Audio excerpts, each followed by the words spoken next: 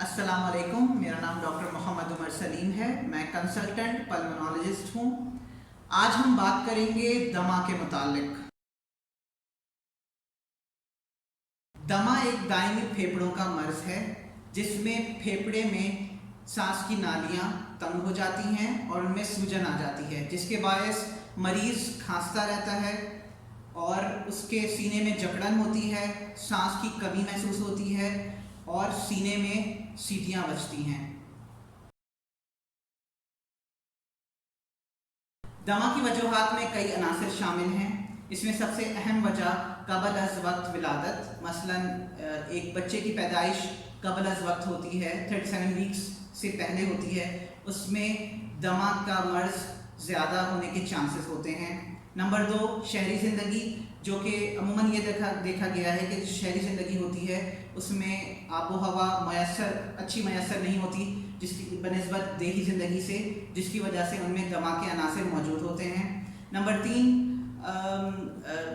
ये मर्ज़ जो है वो फैमिली में चलता है। अमूमन माँ बाप, भाई बहन दमा के मरीज़ होते हैं, जिसकी वजह से डॉक्टर को या मालिश को पता चल जाता है कि ये दमा हो सकता है।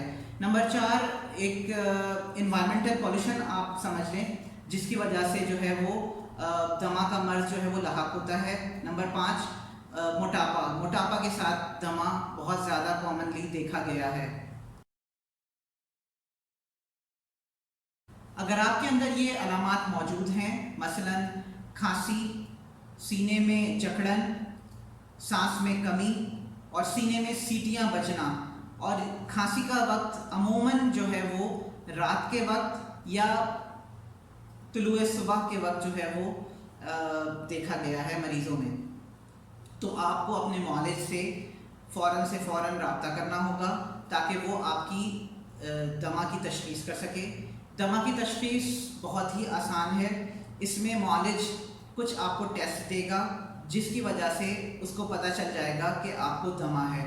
उस टेस्ट में स्पायरोमीटरी विथ रिवर्सिबिलिटी करवाई जाती है, जिससे अगर रिवर्सिबिलिटी देखी जाए उसमें उसकी रिपोर्ट में, तो इसका मतलब आपको दमा है। और इसके अलावा आपको कि इन अलामात के मुताबिक मुआलिज ये फ़ैसला करेगा कि आपको दमा है या नहीं।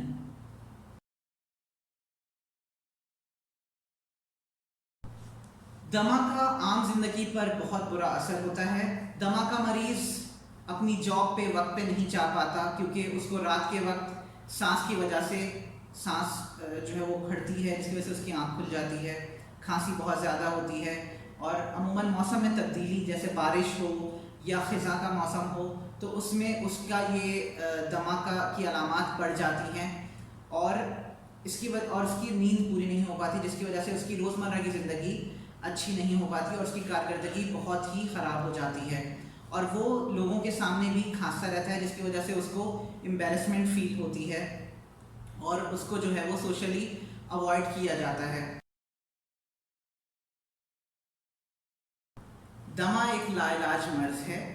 इसमें अलामात पर काबू पाने के लिए 2 तरह के इलाज होते हैं, जिसमें 2 तरह के इन्हेलर्स होते हैं। एक ब्रोंकोडायलेटर जो कि सांस की नालियों को बड़ा करते हैं, और दूसरा स्टेरॉइड्स जो कि सांस की नालियों में जो सूजन होती है उसको कम करते हैं बल्कि ख़त्म करते हैं। इसलिए दमा का मरीज़ इन इन्हेलर्स के इस्तेमाल के बाद आम जिंदगी के तौर पे गुजार सकता है और ये मरीज़ को पूरी ज़िंदगी लेना ज़रूरी होता है। इसीलिए मुआलिज के पास उसको हर 3 महीने पे या 6 महीने पे फॉलो अप करना पड़ता है और मुआलिज देखता है कि इसमें उसको कौन से इन्हेलर की अब ज़्यादा ज़रूरत है और कौन से इन्हेलर को ख़त्म किया जा सकता है। इसके अलावा सांस लेने की मशक होती है जो कि आपका मुआलिज आपको बताएगा, और ताज़ी हवा में चहलकदमी को अपनी आदत बनाइए और साफ़ सुथरा ताज़ा खाना खाने में ही आपकी भलाई है। दमा के मरीज़ को अमूमन पता हो जाता है कि किन वजूहात से उसका दमा बिगड़ता है, मसलन मौसम में तब्दीली, धुआं, धूल मिट्टी या गर्द गुबार या परफ्यूम या जो खुशबुएँ जो होती हैं जिसकी वजह से उसका दमा बिगड़ता है, عموماً دیکھا گیا ہے کہ جن گھروں میں کارپیٹس ہوتے ہیں جس میں ہاؤس ڈسٹ مائٹس ہوتی ہیں جس کی وجہ سے دمہ بگڑتا ہے.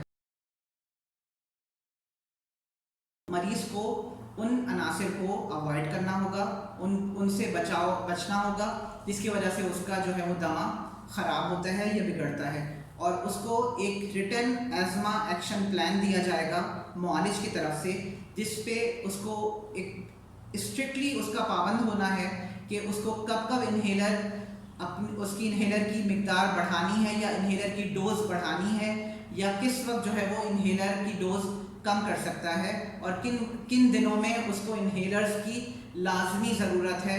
اور مثلاً ایک مریض جو ہے وہ کہیں ویکیشن پہ جا رہا ہے تو اس کو اپنے انہیلر کو جس انہیلر پہ وہ ہے اس سے اس کو کمی پہ کم کرنا اس کے لیے جائز نہیں ہے, اور وہ اس کو اسی طرح سے کنٹینیو کرے گا جب تک اس کی ویکیشن ختم نہیں ہو جاتی. اسی طرح سے ایک پریگننٹ لیڈی معالج کے پاس اس کو جانا ضروری ہے کہ وہ پہلے اپنے معالج سے پوچھ لے کہ اس کو کب دمہ کے سمٹمز یا علامات جب محسوس ہوں تو اس وقت کس وقت اس کو کون سے انہیلر کی ضرورت ہوگی اور کون سا انہیلر اس کو بڑھانا ہوگا. دمہ کا مریض اگر سگریٹ پیتا ہے تو اس کو سگریٹ چھوڑنی ہوگی, اور اگر وہ موٹا ہے تو اس کو اپنے وزن پر قابو پانا ہوگا. اس کے علاوہ اگر اس کے کام کرنے کی جگہ جہاں پہ بہت زیادہ گرد و غبار ہوتا ہے یا وہ جس راستے سے جاتا ہے اس میں بہت زیادہ ایئر پالوشن ہوتا ہے تو اس کو ایک ڈسٹ ماسک کا استعمال کرنا ہوگا, اور جس کی وجہ سے اس کا دمہ جو ہے وہ زیادہ بگڑے نہیں. اس کے علاوہ پیسو اسموکنگ جو کہ دمہ کے مریضوں میں کی علامات کو بڑھانے میں کا باعث بنتی ہیں وہ ہے پیسو اسموکنگ. پیسو اسموکنگ کا مطلب یہ ہے کہ آپ تو سگریٹ نہیں پیتے لیکن آپ کا پارٹنر یا ایسی جگہ جہاں پہ آپ کے دوست سگریٹ پیتے ہیں وہاں پہ آپ اس جگہ کو پر نہ جائیے, اس جگہ کو اوائڈ کریے, اور اگر وہاں پہ آپ ہوتے ہیں تو وہاں سے اس جگہ سے آپ نکل جائیے تاکہ آپ کا دمہ اور خراب نہ ہو جائے. امید ہے آپ کو دمہ کے متعلق بہت سی اہم اور مفید معلومات مل چکی ہیں. انشاءاللہ تعالیٰ اگلی بار نیکسٹ ویڈیو میں ہم حاضر ہوں گے ایک نئے مرض کے متعلق معلومات لے کے. السلام علیکم.